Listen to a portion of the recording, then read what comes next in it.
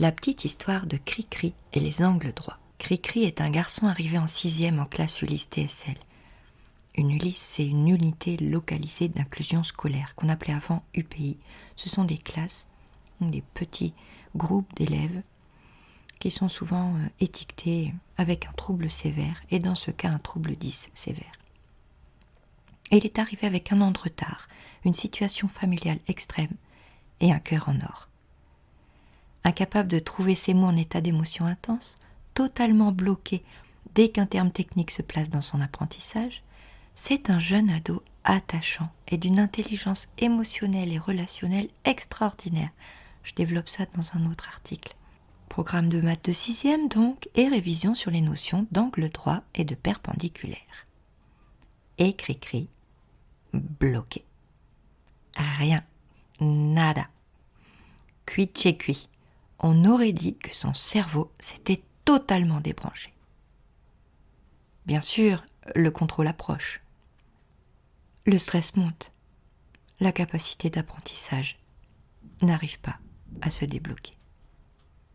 Or, ce jeune passe son temps à bricoler, figurez-vous. Il ramène souvent dans l'Ulysse des expériences et des créations qu'il a faites. Et pour cela, il utilise du bois qu'il assemble avec d'autres matériaux, dont le métal, qu'il assemble, vous vous en doutez bien, à angle droit, perpendiculairement, et à la perfection. Extraordinaire exemple de déconnexion totale de l'apprentissage par rapport à la réalité, vous ne trouvez pas ? Je m'assois donc un jour près de lui et je le fais parler au sujet de ses créations. Et là, il a la lumière. Vous savez, cette petite étincelle qui rend les gens heureux lorsqu'ils sont dans leur élément. Leur ikigai, comme dit Ken Robinson, que vous pouvez retrouver dans le livre L'élément, et dans le 2e livre, Trouver son élément. Dans la semaine qui a suivi, il se trouve que notre minuscule salle de rééducation doit être réaménagée. Devinez ce que nous avons fait ? Oui, exactement. Nous avons raccroché l'apprentissage d'angle droit et de perpendiculaire à la mise en place d'étagères. Je prends un bricolage, je le rapproche des étagères montées bien droites, bien stables. Je pose un livre qui reste bien en place. Je rapproche le bricolage. Visuellement, les lignes du bois plus du métal suivent celles de l'étagère.